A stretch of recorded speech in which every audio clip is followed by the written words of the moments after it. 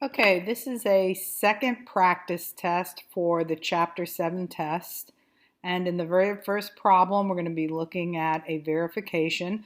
This is when you simplify the more complicated side typically to make it match the other side. That's what an identity is. A verification is proving that both sides are equal. So since the left side on this problem looks definitely more complicated, I'm going to do that first. Make sure that you are in touch with the things that you have learned in all your algebra classes, like how to FOIL and how to factor, because that is very much a part of some of these problems.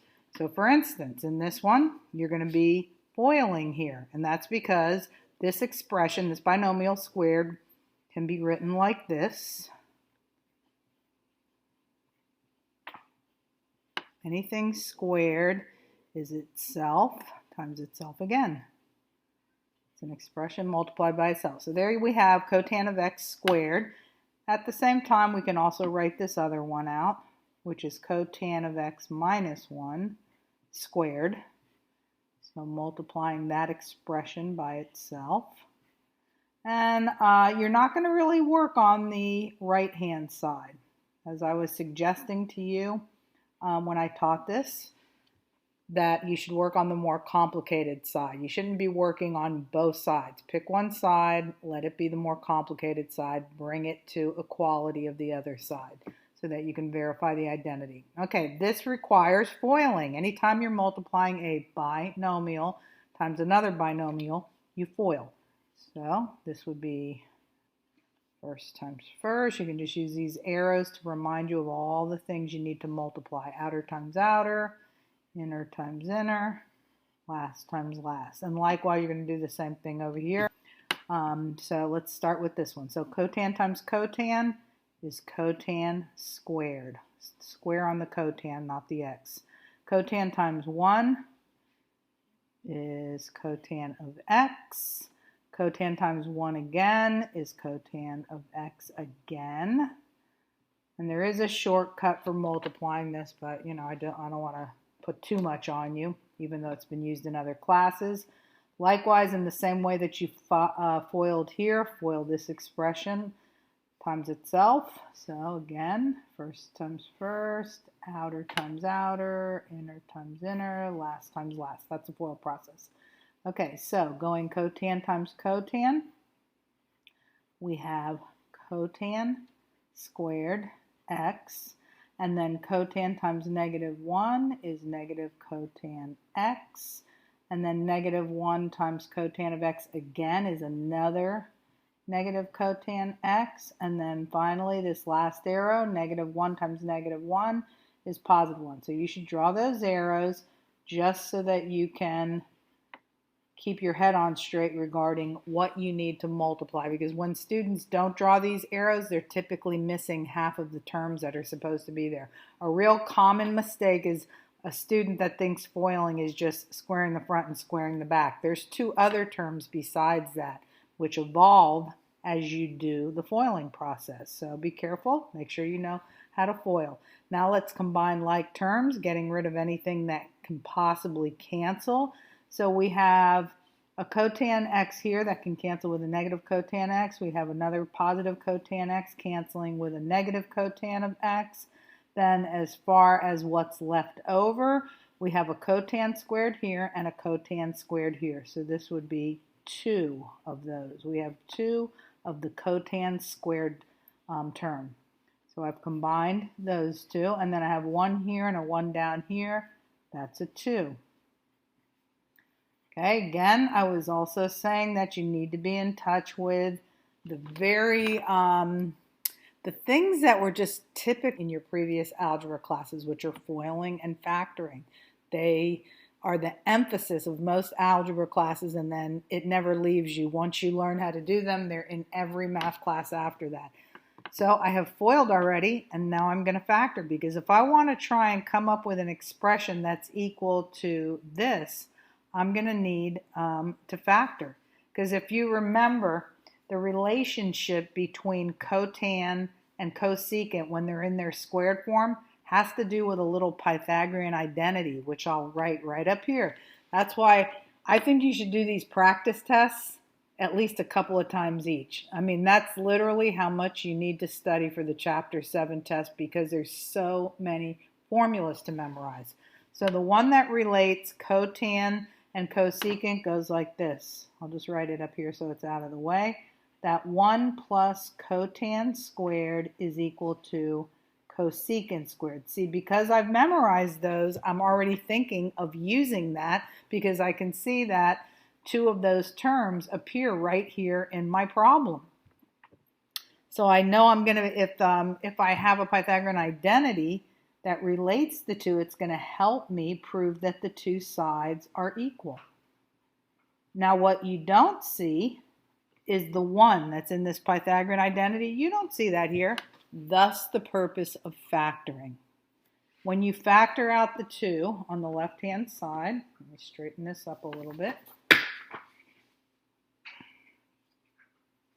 you factor out the 2 here and here, you'll have cotan squared x plus 1. Now it's starting to look more like this Pythagorean identity that I just reminded you of.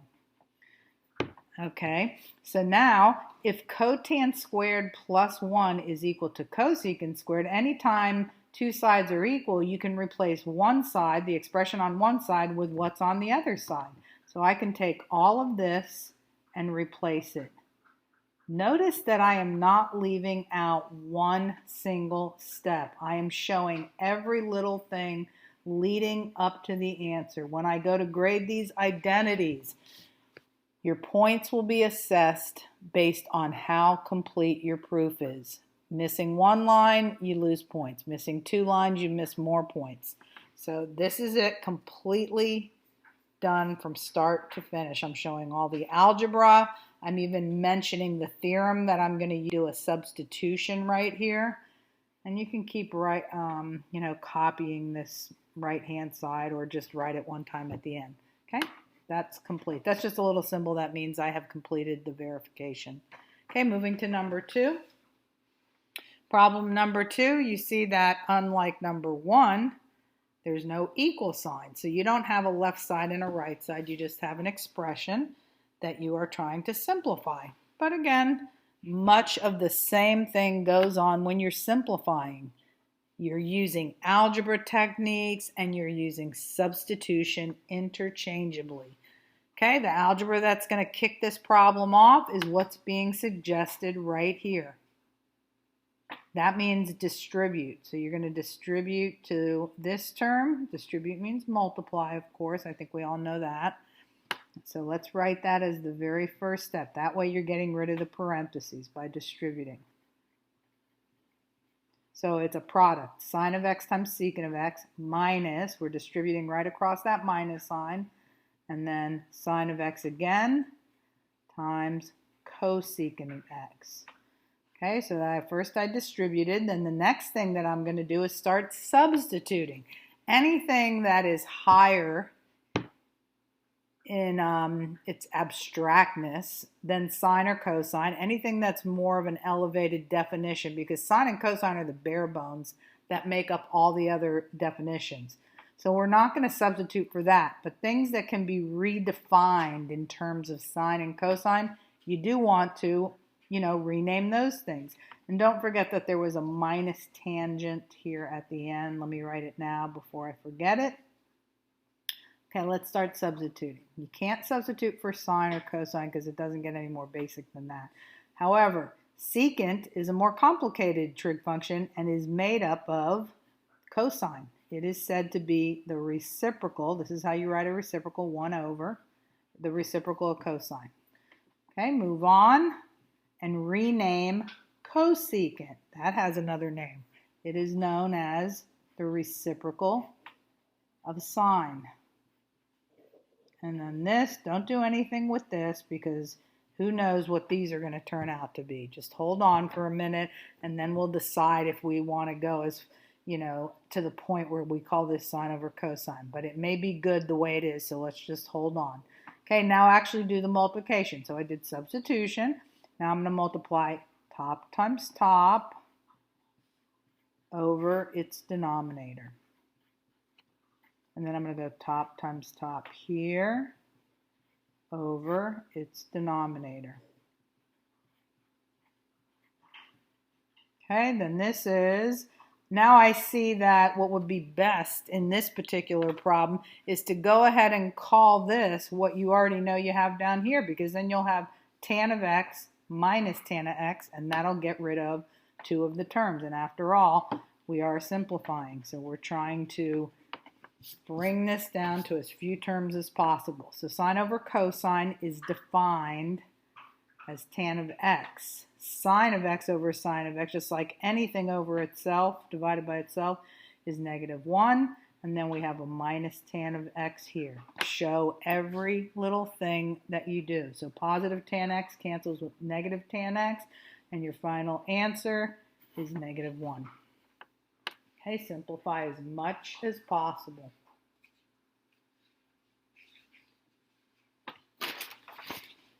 Okay, moving to the next page. Okay, so now we have some expressions in fraction form, but we're going to do much the same as what we did before. It just might be a little bit harder to simplify. Okay, so for secant, I'm going to plug in 1 over cosine. That is the definition of secant. For cotan, I'm also going to plug in. Now this is a product. It's this times this. Okay, cotangent's defined as cosine over sine. So I got that. And then the bottom also has a definition, 1 over sine. And then I'm going to do quite a bit more simplifying here. But hold on one second, because the battery on my computer is about to run out. Let me plug it in.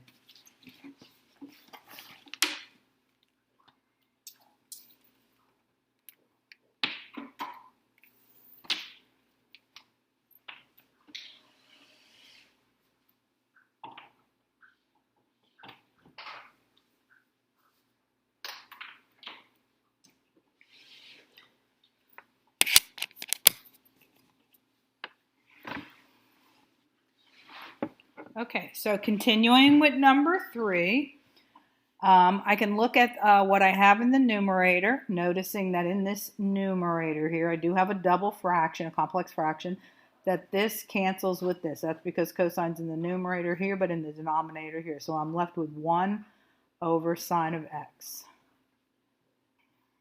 And really, you don't need to go any further than this, other than to give your final answer. You don't have to do any more substitution. There's no need to call this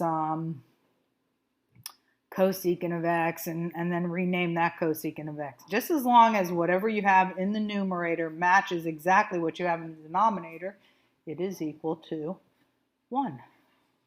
So that ends up being your final answer there. Okay, number 4. I think these probably, which is why I made this little comment to you, and I probably made it on the test as well, and if not, just remember it. If there's something, that it's easier for you to identify how to do the problem, if you change it into the degrees, then do so. The only thing that's you have to watch out for is, however it says to give the final answer, you have to give the answer in that particular mode. So if you wanted to change this into degrees, you would just go 11 times 180, because that's what pi is. And then divided by the denominator that you see there, which is 12. Which is 165. So this problem has us doing the cosine of 165. Now there's a couple of different ways that you could do this, but the easiest way to do this is with the sum and difference formulas. I am going to use a sum formula. In other words, this angle that I'm trying to find the cosine of, I don't know how to find the cosine of 165. Not as an exact value. Sure, I could put it in the calculator. Calculator can do almost anything if it's defined. but you're being asked to give an exact value, which means you may not have a calculator answer. So therefore, you have to know the formula that allows you to split up 165 into triangles that will end up being special right triangles. Okay, so if it ends in a 5, definitely one of the angles that is part of this 165 is 45 degrees. So you can write this as cosine of 45, and if you don't know what the rest of that is in your head, then just put it in your calculator. Just subtract 45 from what it is, but it's 120. I'm sure many of you can do that. Okay, so I have expressed this as the sum of two angles that I'm looking for the cosine for, and therefore I need to use the sum formula. So whenever looking for the cosine of a sum, this is the formula. It goes cosine, cosine,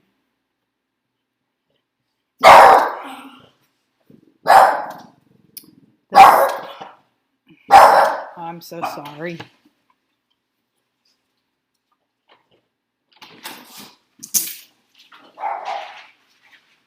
Sorry, crazy dogs on the loose. The sign that's inside the parenthesis, you switch it in the expansion. This is the condensed version. This is the expanded version that I'm writing right now. You use the formula in the expanded version. So again, you go cosine, cosine, and then the back of it goes sine, sine.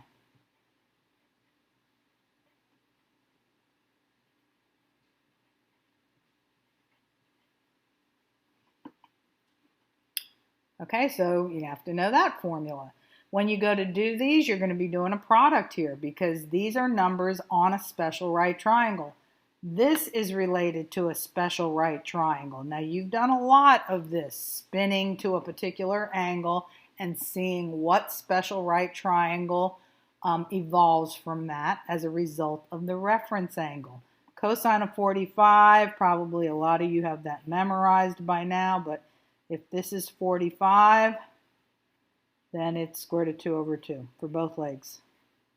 Remember that the horizontal leg represents the cosine and the leg that runs up and down represents the sine. So when you go plugging into these, you know which is which, but it really wouldn't matter on a 45, 45, 90. For a 120, okay, anything that you split this up to, it's with the purpose that it relates to either a 30, 60, 90 or a 45, 45, 90. When you spin to 120, you're over here. Didn't quite make it to 180. If you've gotten as far as 120, it means you're 60 degrees away from the 180 mark. Drop down and start labeling the legs because the legs are where we get the cosine and the sine values. So always across from the 60, the long leg. And then across from the 30, which would be up here, the short leg. But over in this quadrant, in quadrant 2, you're in territory where the x values are negative. And this horizontal leg is synonymous to the x value. Again, horizontal leg represents the cosine, and this vertical leg represents the sine. Okay, so now I'll start plugging in. We're going to go cosine of 45 times cosine of 120 minus sine of 45 times sine of 120. So you'll have to switch your vision from one triangle to the next, although again, you probably have the 45 degree values memorized. The cosine as well as the sine is square root of 2 over 2. So if you want to just go ahead and put those in. And then cosine of 120, remember cosine is the horizontal leg. And the sine is the vertical leg. And then the algebra that needs to be done here is you need to multiply top times top. And bottom times bottom, which is where I got the 4. And then same thing here. Top times top would be square root of 6. When multiplying two radicals that have the same index, you just multiply the radicands, the inside parts. And then multiply the denominators as well. And you can give the answer like this or pull it into one fraction. Okay, number 5. Anyway, as I do these, I cannot emphasize enough that you must spend a considerable amount of time memorizing the formulas, or you will not be able to leap into action as I am doing because I have them memorized. So be careful. Okay, I was just talking about right up here when I did this problem that the formula that I had memorized for cosine of a sum is cosine, cosine, sine, sine. Okay, whether you're doing a difference or a sum for cosine, it's a homogeneous pair. It's all cosine in the front, all sine in the back. The sine formulas are not like that. They don't go, it's not a product made out of the same trig function. It's a little mixture of both. This first product will be part cosine, part sine, and the back product will be part cosine, part sine when you're doing any kind of sum or difference for sine, such as what you see here. Now this is the expanded side. You're being asked to work in the reverse to bring it back to its condensed form. Okay, again, I had mentioned in this problem that this is the condensed form where you're showing the two things that you're either adding or subtracting together. And then you have the trig word out here. This is the expanded form, this big long expression, which is really equal to what you saw right there. This is equal to this. So sometimes they give you this big long expanded side and you bring it back into the condensed form. That is what you're doing in problem number 5. This is the formula, what you see here, where the front product, this is a product, sine times cosine, where the front product is made out of a hybrid mixture of sine and cosine. Not like this one. This one's cosine, cosine, sine, sine. But this is a mixture of sine and cosine in the front product, a mixture of cosine and sine in the back product. The only difference is that in this front product, 7 pi over 12 is with the sine, while in the back product, 7 pi over 12 is with the cosine. They switch partners. And then 5 pi over 12 is with the cosine in the front product, but then it's with the sine in the back product. This happens to be the sine formula for a sum. That's another thing you're going to have to memorize is what goes on as I go from the expanded version of the formula to the condensed version. What happens with the sine? So when you're doing any of the cosine formulas in the condensed version and the expanded version, they are opposite in sign. But not with the sine formulas. With the sine formulas, they bear the same sign whether they're in the expanded form or whether they're in the condensed form. Okay, when you go to the condensed form, you just mention the two angles that you see repeatedly happening here, which are 5 pi over 12 and 7 pi over 12. And you can just use the one that's whatever is mentioned first.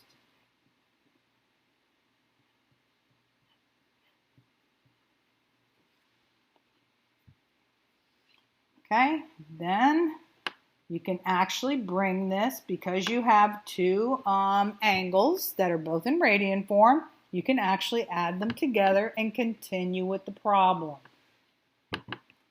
Okay, so this would be 7 pi over 12 plus 5 pi over 12. They both have the same denominator, so go ahead and add the tops. 7 plus 5 is 12, 12 pi on the top. Okay, 12 pi over 12, the 12s cancel. So you're really just trying to evaluate what is the sine value at the pi location at 180 degrees.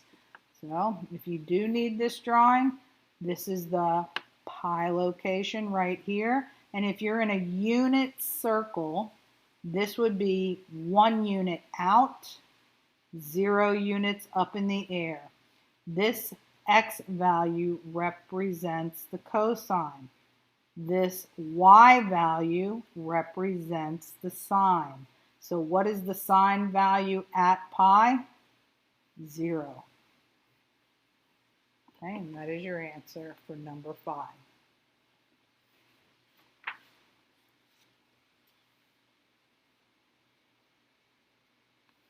Okay, give me 1 minute.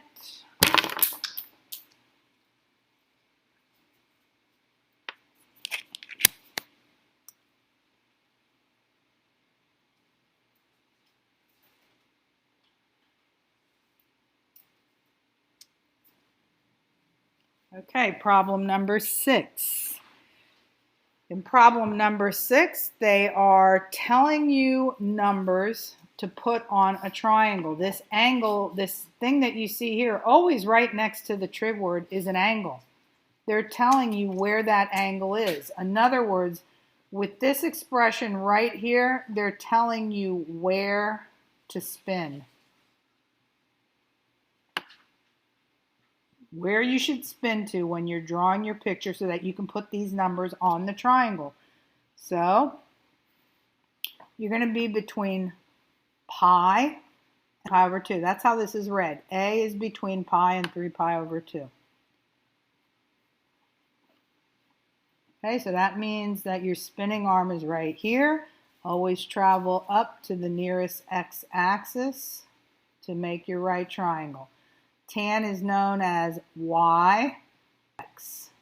So this stands for the y, this stands for the x. Yes, in this particular quadrant they would both be negative because the horizontal leg always stands for x and the vertical leg always stands for y. But you can see why the overall fraction came out positive, because when they went y over x, the negatives canceled. But really, when you're drawing it in picture form, you can put those negatives on there. Okay, if you're going to complete this triangle, because you're going to need to complete the triangle, they're giving you 2 values. So the way to go after the third side would be by Pythagorean theorem. Okay, so according to Pythagorean, hypotenuse squared, I'll just call it r. That'll be this value right here. Hypotenuse squared is always equal to leg squared plus leg squared. Okay, this ends up being 64. This ends up being 225.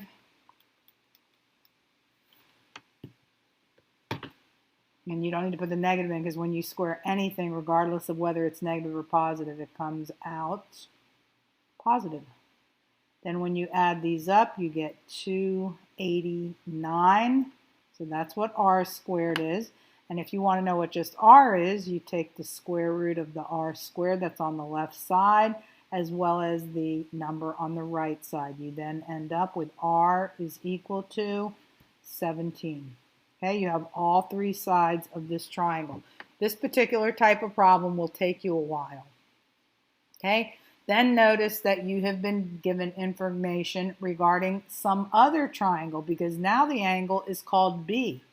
This was the triangle that had to do with angle A. They're talking about that angle right in here. Now we're going to draw a completely different picture using this information after the semicolon. So here's the picture that goes with this. Now you're being told that the angle is in between pi over 2, which again is right here, and pi. So this time you're in quadrant 2. Okay, and let me move this out of the way.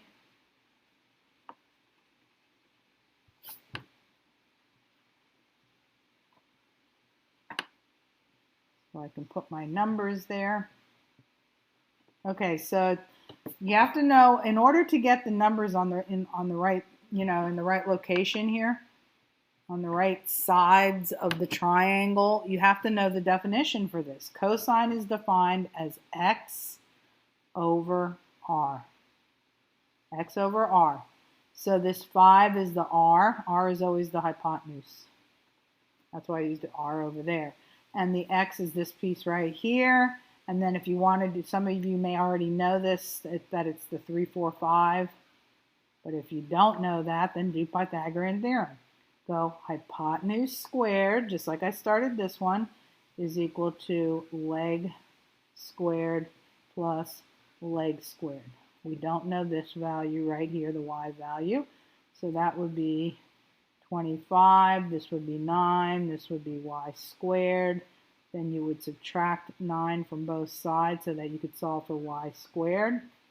And you would get y squared is equal to 16.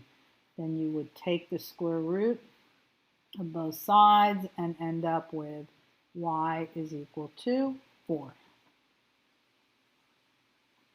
Okay, so I'll put that right there. Now you have both pictures. This is triangle A, this is triangle B. The angle that they talk about, just put it like where the reference angle goes.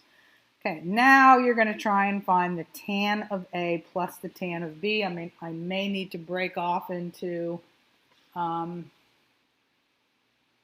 extra paper here, but we'll see what happens. Here is the formula. So tan of A plus tan of B, this is the sum for a tan, goes, it's a fraction.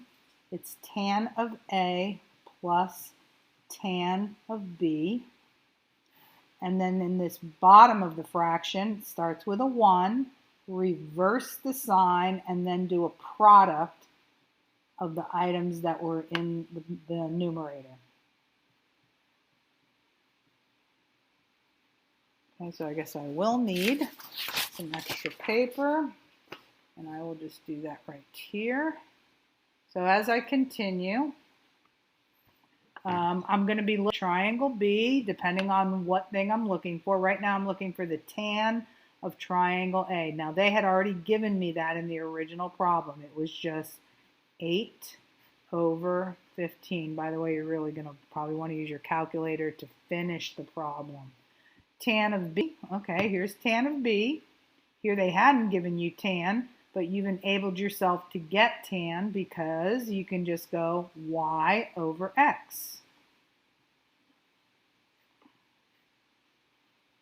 And that negative that's in the 3, you can put it anywhere you want. Okay, you can put it at the top or the bottom. Okay, so y over x, there's my tan of B. Now come down here, and it's 1 minus, let's put a parenthesis for each one of these. And we're going to take the items that we got in the top, which were tan of A and tan of B, and we're going to put them right in here.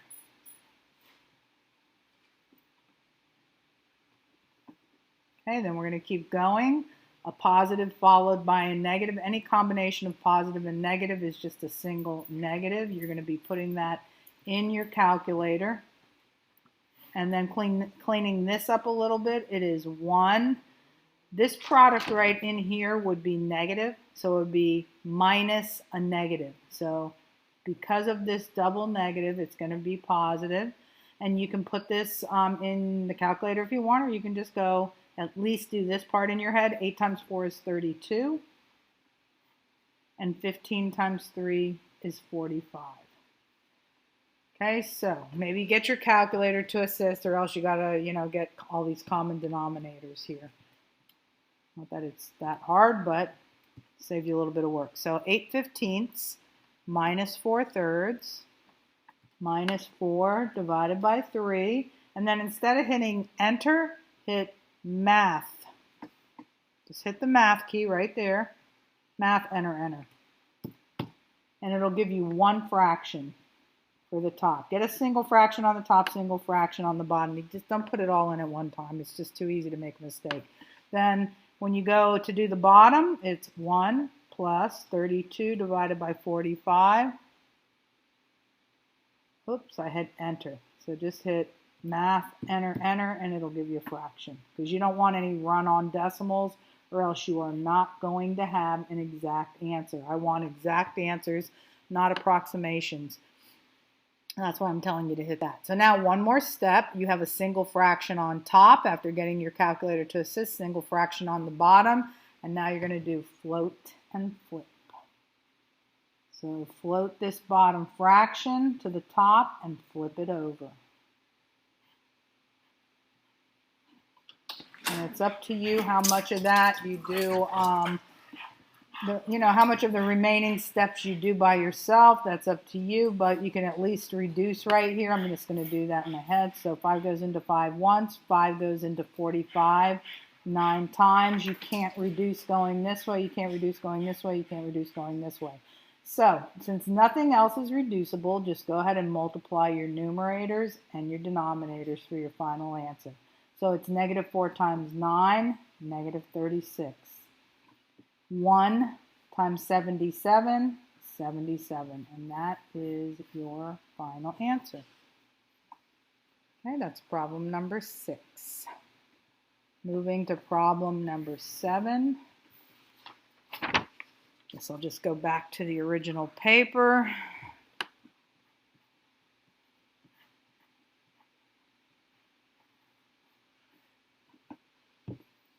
Okay, so here what you want to look at is the formulas that were given in section 7.6. Okay, this is section 7.6. And in that section, what we had is double angle formulas. This was one of the formulas for a double angle of a cosine. And that went like this, that 2 cosine squared of any angle minus 1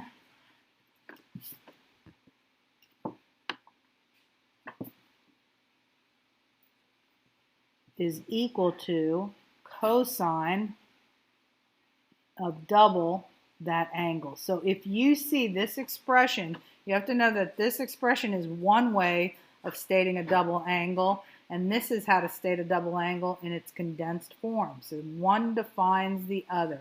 So if they are equal to each other, these two expressions, you can just replace all of this with what it's equal to. Cosine of a double angle. What is the angle?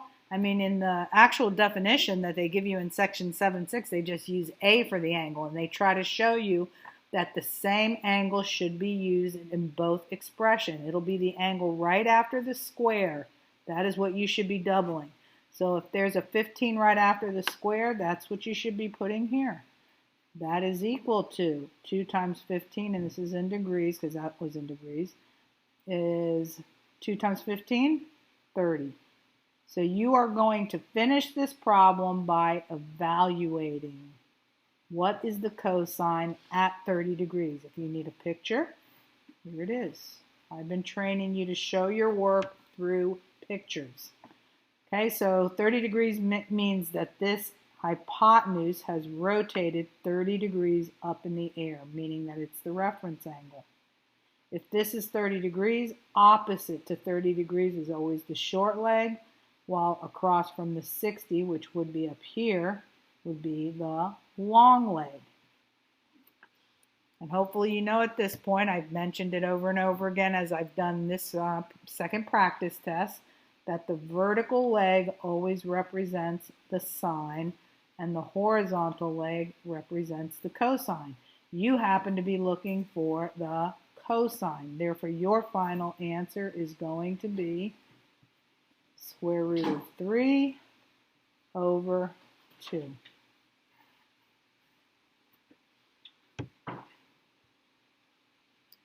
Okay, what you are seeing down here is also one of the formulas. There were 3 different formulas. Get those formula sheets while you're doing the practice test, but then, you know, as you move closer to Monday or whenever it is that your test happens to be, as you move closer to test day, you need to be doing the practice tests without the formula sheets, obviously, because you have to have them all memorized. But this was just another formula for cosine of a double angle. The double angle for cosine was actually one of those that had 3 different ways that you could express it. This was one of the ways, 2 cosine squared minus 1, but also cosine squared minus sine squared is equal to a double angle. That formula that they gave in section 7.6 went like this. It said cosine squared of some angle minus sine squared of the same angle is equal to cosine of, again, whatever that angle is that's mentioned right after the square, that should be the angle that you're doubling. So this is equivalent, since you have cosine squared of something minus sine squared of something, that something being a 22.5 degree angle, that would be equal to cosine of a double angle, that angle being 22.5. 2 times 22.5 is 45.